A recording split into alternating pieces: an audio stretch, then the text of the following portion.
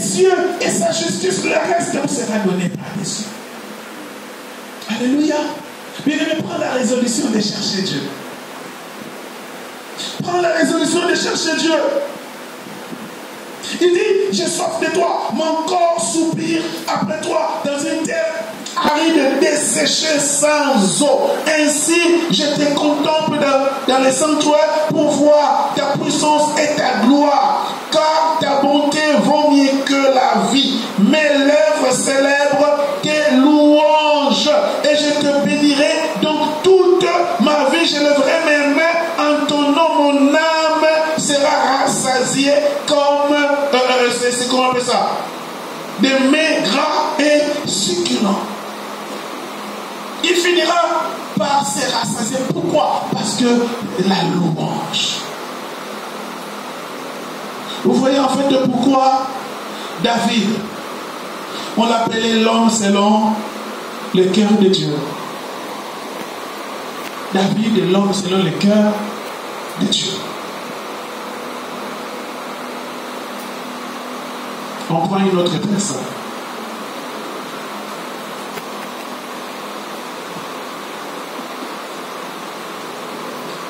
Toujours Somme, chapitre 27.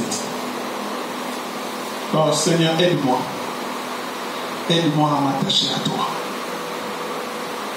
Aide-moi, Seigneur. Somme chapitre 27, verset 4. Il dit, je demande à l'Éternel une chose que je désire ardemment. C'est quoi? Vous êtes avec moi? Est-ce que vous êtes là? Je demande à l'Éternel quoi? Une seule chose que je désire ardemment. C'est quoi? Je voudrais quoi? Habiter où? Dans la maison de l'Éternel. Il dit, je voudrais habiter toute ma vie. Où c'est? Dans la maison de l'Éternel. Pour faire quoi? Pour contempler la magnificence de l'Éternel. Pour admirer ton temps. En fait, c'est lui là. Il dit, Seigneur, je veux demeurer dans ta maison. Mais à l'époque là, quand David disait ça, il n'y avait pas encore la maison de Dieu. Parce que la maison de Dieu a été construite après lui. Par son fils Salomon. Mais David ici, quand il fléchissait les genoux, David voyait Dieu. Voyait la gloire de Dieu. Il était transporté. Et il voyait Dieu dans son temple au ciel, les temples où nous irons. Apocalypse 22, c'est lui-même, il sera son temple. Il n'y aura pas les temples, mais lui-même sera son temple. Il n'y aura pas les soleils, lui-même il éclairera plus que le soleil. Il n'y aura pas la nuit. Lui-même sera son soleil. Frère, ça. Et David, pendant qu'il fléchissait les genoux, bien aimé, il voyait, il était dans le temple de Dieu. C'est pour dire, c'est j'aime. Frère, ça, quelle intimité. Et c'est pour ça que David a légué à son fils les plans du temple de Salomon. C'est parce que David le voyait dans la révélation. Dans l'intimité, les choses cachées. Frères, sœurs, bien-aimés, des fois beaucoup de choses qui nous échappent par rapport à Dieu. Parce que nous n'entrons pas en profondeur. Nous n'entrons pas en profondeur. Bien-aimés, dans l'intimité, dans les secrets, Dieu va nous révéler des choses, même des choses datant des milliers d'années. Dieu peut nous les révéler. Même les choses à venir, Dieu peut nous les révéler. Mais dans l'intimité, ça se passe. Dans les secrets, ça se passe. Il faut chercher Dieu. Dieu, il se cherche et il se trouve. Alléluia. Dieu se cherche. Il faut avoir la soif de Dieu. Si tu perds la soif de Dieu, laisse-moi te dire, sombrer, tu es en train de mourir et les péchés vont rentrer. Alléluia. Les péchés vont rentrer.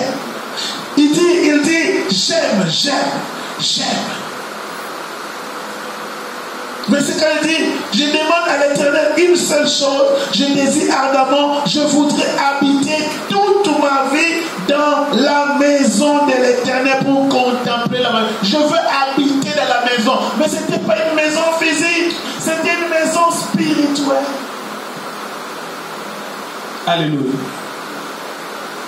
Les enfants, j'ai 6 jours à tenir.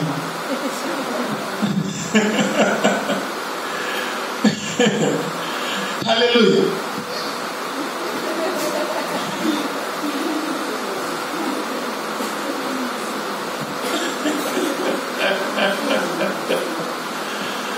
Alléluia. Que Dieu nous fasse grâce.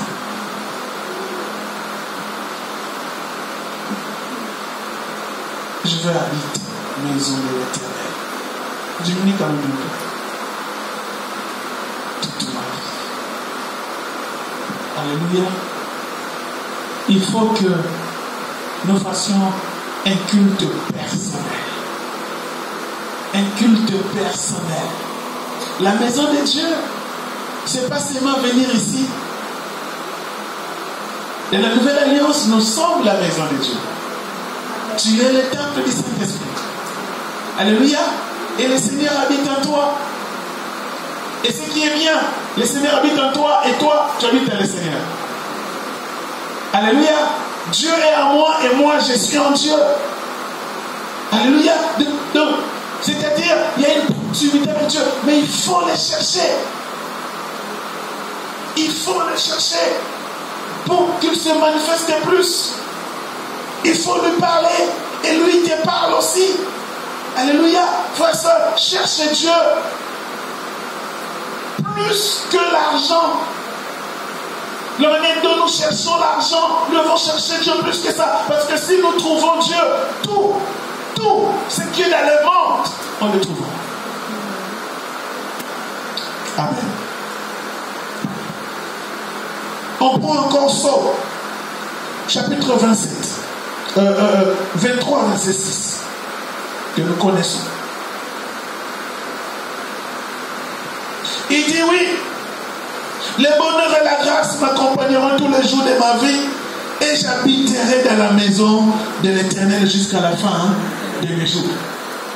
Cela veut dire tout simplement, habiter dans la maison de Dieu, c'est habiter dans la présence de Dieu. Dans la présence de Dieu. C'est-à-dire, la présence de Dieu doit être ta maison.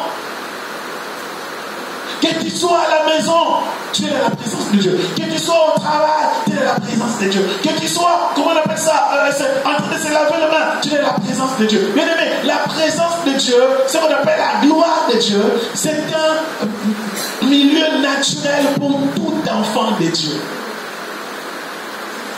Tout enfant de Dieu, c'est un milieu naturel. Il faut savoir que tu vas t'épanouir dans la présence de Dieu.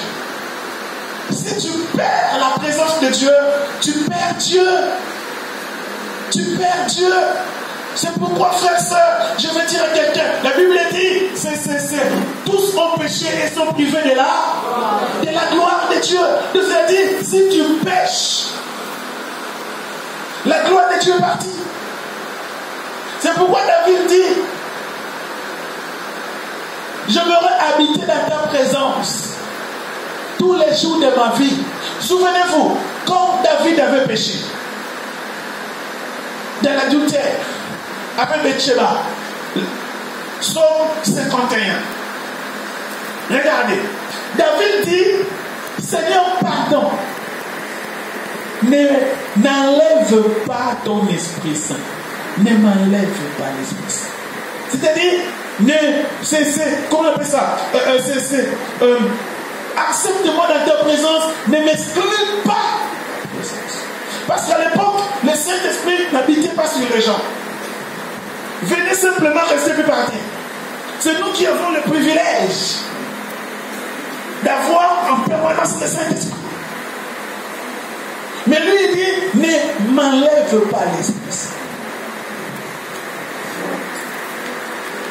Ne me rejette pas loin de ta face et ne me retire pas ton.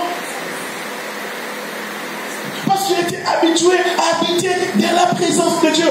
Frères, sœurs, quel que soit tout ce que nous faisons, nous sommes dans la présence de Dieu. C'est pourquoi tu dois haïr le péché. Tu dois fuir le péché. Toutes les choses qui c'est t'empêcher, n'est-ce pas, de demeurer dans la présence de Dieu, de demeurer dans la proximité avec Dieu, dans la communion avec Dieu, dans l'intimité avec Dieu. Frères, sœurs, tu dois les inviter. Même écouter les choses qui vont polluer tes oreilles. Pourquoi? Parce que tous les membres de notre corps est consacré à Dieu. Nos yeux, nos oreilles, n'est-ce pas?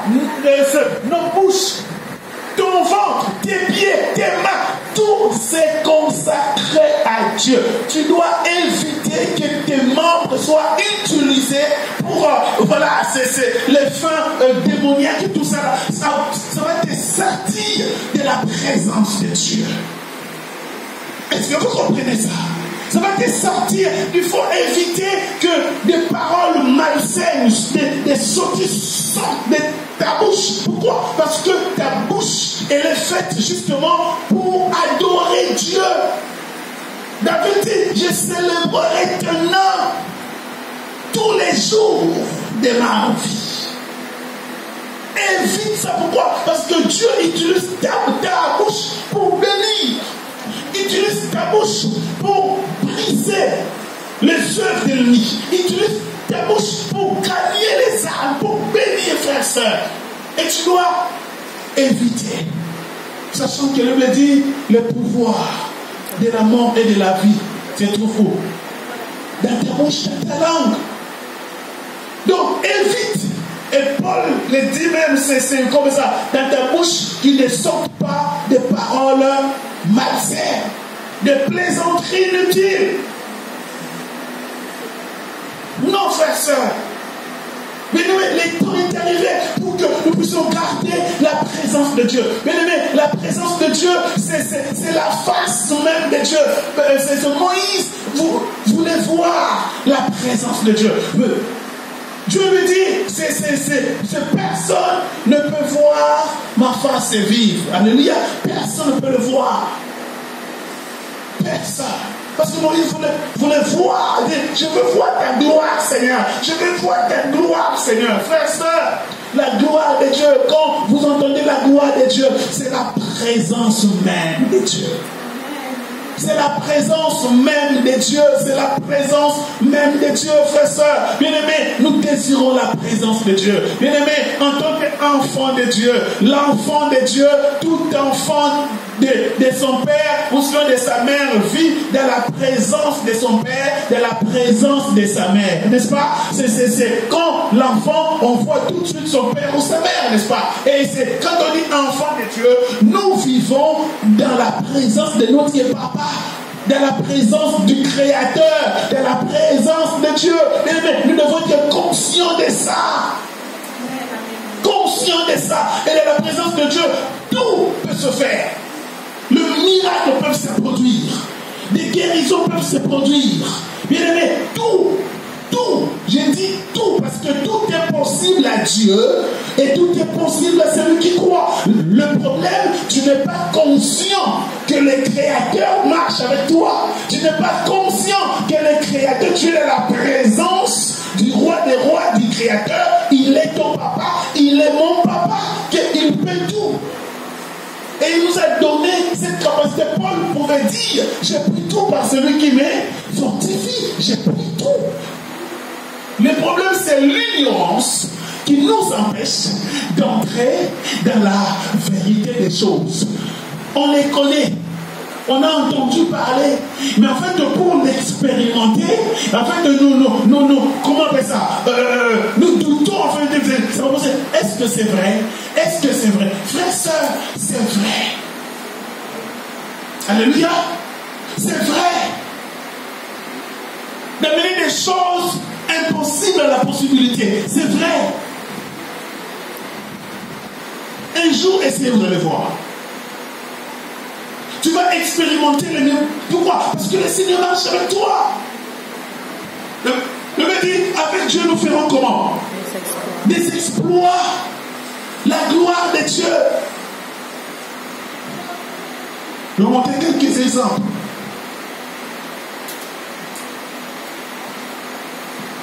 On prend Jean, chapitre 5, verset 30. Jean 5, verset 30. Là, c'est notre Seigneur Jésus.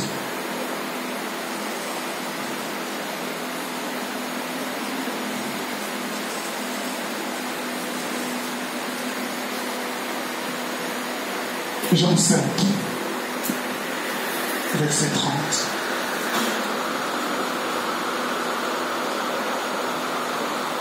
La Bible dit,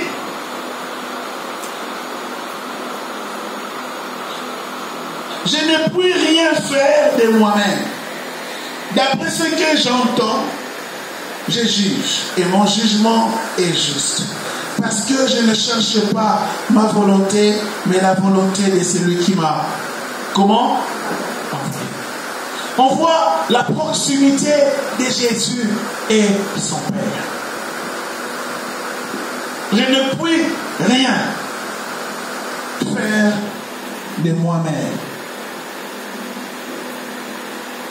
Il fait toujours selon la volonté de son Père. Amen.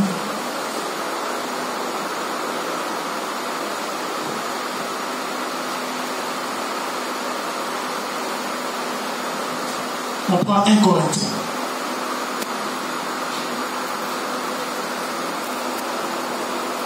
Plutôt 2 Corinthiens, chapitre 3, verset 18. 2 Corinthiens, chapitre 3, verset 18.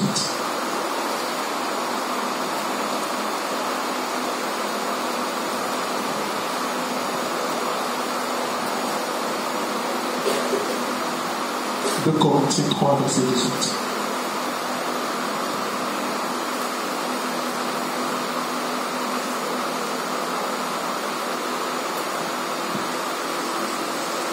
Verset 17, tu dis, oh, le Seigneur, c'est l'Esprit.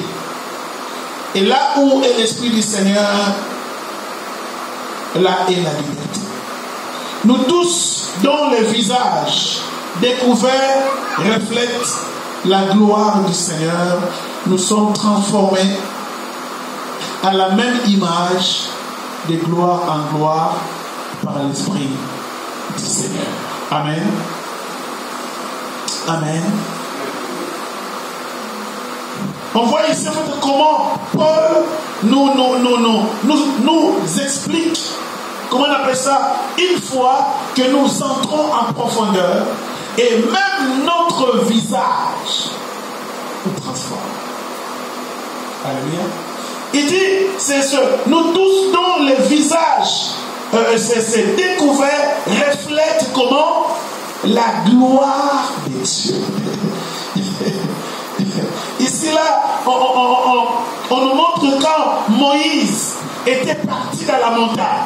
Moïse est resté dans la montagne pendant au moins 40 jours. Et quand Moïse descendait, il était obligé de mettre un voile dans son visage parce que son visage rayonnait de la gloire de Dieu. Frère, ça, une fois que tu rentres en profondeur et quand tu vas sortir, tu vas prendre l'image du Seigneur.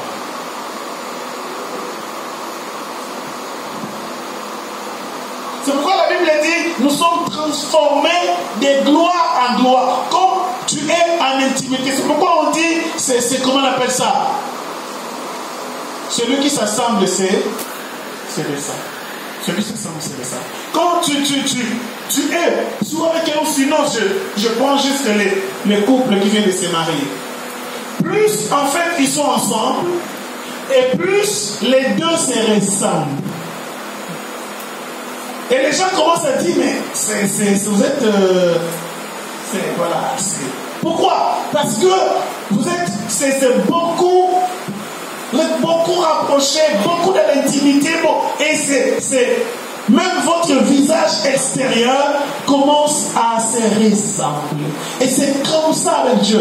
Quand c'est comme ça, nous entrons en profondeur. En fait, c'est notre visage même extérieur reflète la gloire de Dieu qui est à l'intérieur. Quand les gens te regardent, disent mais c'est t'as changé. C'est vraiment, tu n'es plus comme avant. Pourquoi? Parce qu'il y a la gloire de Dieu. C'est comment on appelle ça? Nous tous, le visage découvert, contemplons comme dans un miroir la gloire du Seigneur. Et nous sommes comment? Transformés, n'est-ce pas? Transformés à la même image de gloire en gloire. En fait, nous sommes transformés. Ma prière est que tu rentres en profondeur et que ta vie ne reste plus jamais pareille. Que tu sois transformé. Dis avec moi, transformé. C'est l'intimité transforme. Si tu rentres en profondeur, tu ne peux pas rester dans le péché. Tu ne peux pas rester dans le monde. Non, tu ne peux pas rester dans la... Non, tu dois transformer. La Bible dit, transformer en la même... comme ça, la même image. C'est-à-dire, l'image de Dieu, c'est qui? C'est Jésus. Jésus est l'image du Dieu invisible. C'est Jésus. Donc si tu rentres en profondeur, tu seras transformé, tu auras la même image avec Jésus. Quand les gens te regardent, tu es le petit Christ. C'est pourquoi on t'appelle chrétien. Comme Christ. Dis avec moi, comme Christ. Bien aimé, la Bible dit, Jésus-Christ, d'abord chapitre 1, verset 35. C'est quand il s'est réveillé très tôt le matin, il partait prier, il partait chercher Dieu, il partait sur la montagne. Pourquoi? Parce qu'il voulait ressembler à son Père. Que le Seigneur nous transforme. Que le Seigneur nous transforme. Alléluia. Que le Seigneur nous transforme. Bien aimé, nous ne pouvons pas rester statiques. Nous ne pouvons pas rester tels que nous sommes. Tu viens, c'est 10 ans, tu es toujours comme ça, 15 ans. Non, ma prière est que tu sois transformé. Transformé de gloire en gloire. De gloire en gloire. L'église doit être transformée. Nous ne pouvons pas constamment rester dans le même stade.